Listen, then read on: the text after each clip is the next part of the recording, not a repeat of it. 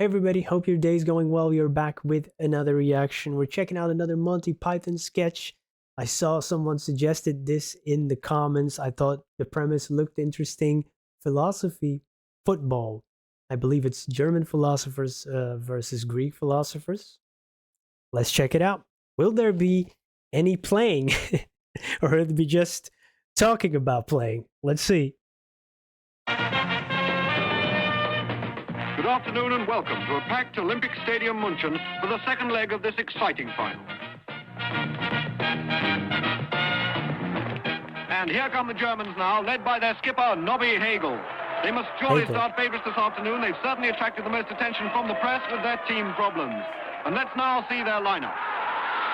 The Germans playing 4-2-4, Leibniz in goal, back four, Kant, Hegel, Schopenhauer and Schelling, front runners Schlegel, Wittgenstein, Nietzsche and Heidegger, and the midfield duo of Beckenbauer and Jaspers. Beckenbauer obviously a bit of a surprise there. I know a few of those. And here come the Greeks, led out by their veteran centre-half, Heraclitus. Let's look at their team. As you'd expect, it's a much more defensive lineup. Plato's in goal, Socrates a front runner there, and Aristotle as sweeper. Aristotle very much the man in form. One surprise is the inclusion of Archimedes. Hey. Well, here comes the referee, Kung Fu Tzu, Confucius and his two linesmen, St. Augustine and St. Thomas Aquinas.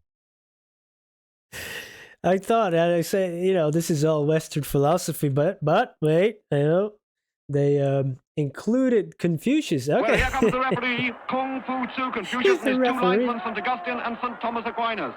And as the two skippers come together to shake hands, we're ready for the start of this very exciting final. The referee, Mr. Confucius, checks his sand, and they're off.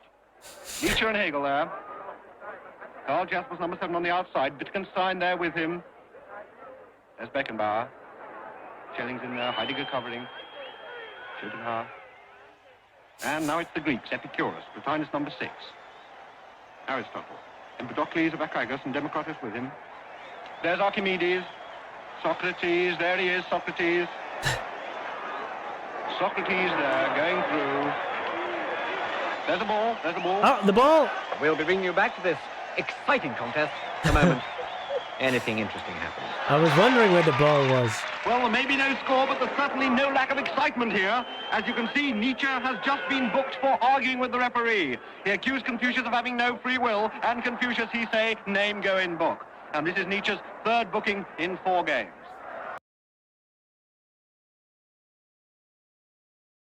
That is a name go in book.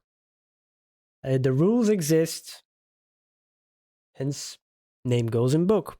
And what did he say? Wait a second.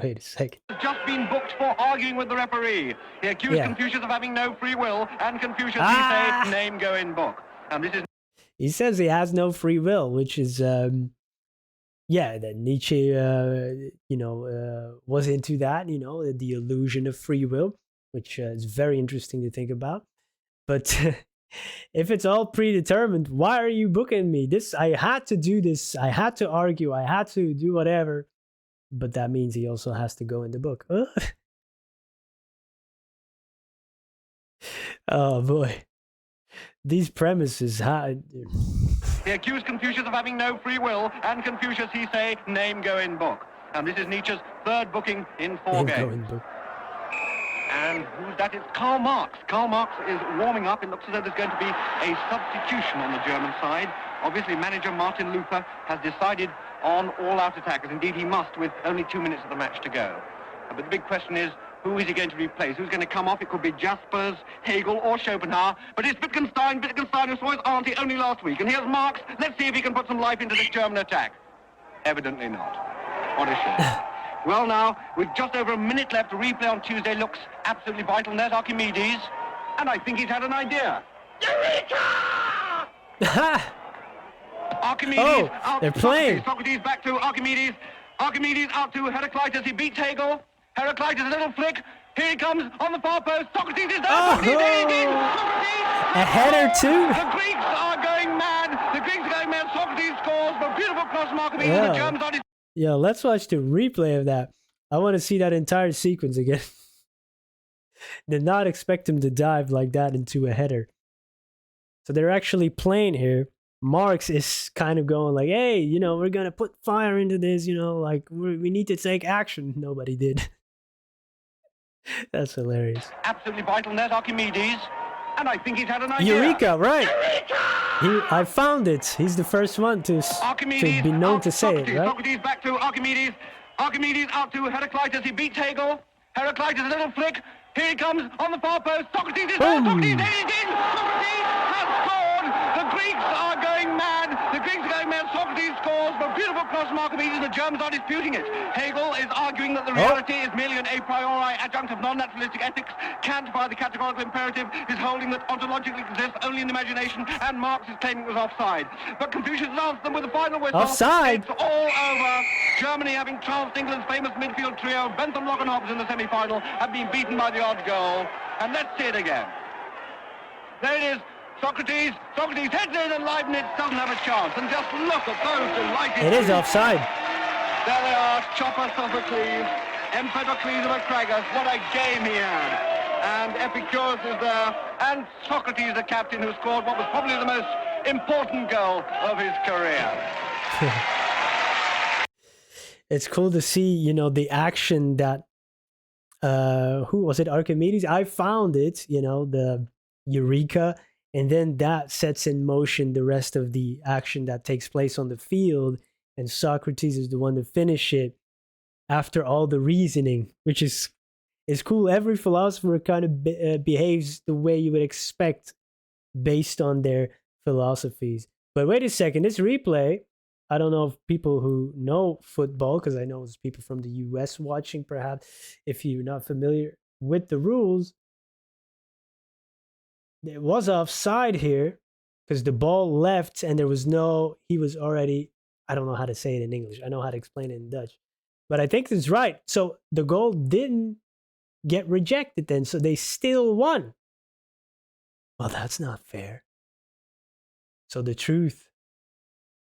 Oh, come on. Humans, they exist in a different kind of truth sometimes, and authority decides who wins.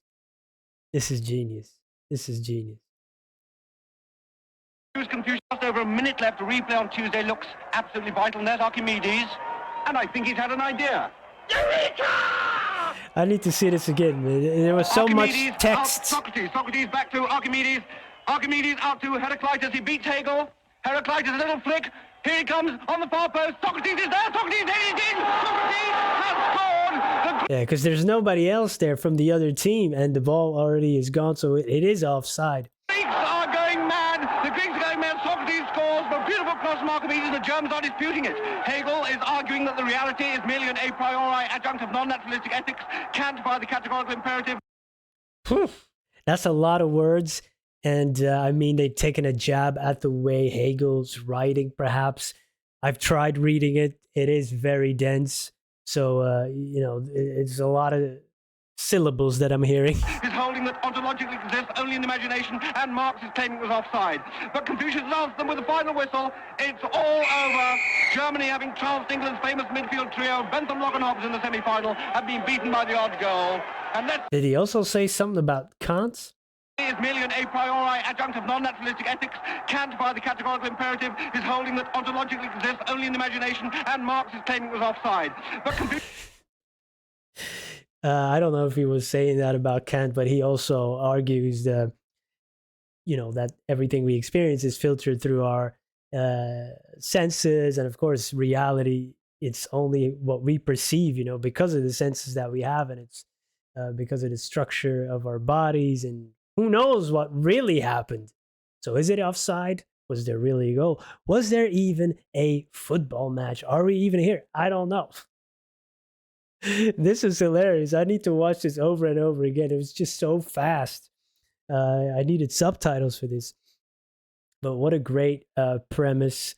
I wish there was a whole tournament of this. Is it? Come on, even East versus West too. That would be cool. Thank you for recommending it and for hanging out. If you have any other suggestions, please let me know. Hope to see you there. Goodbye.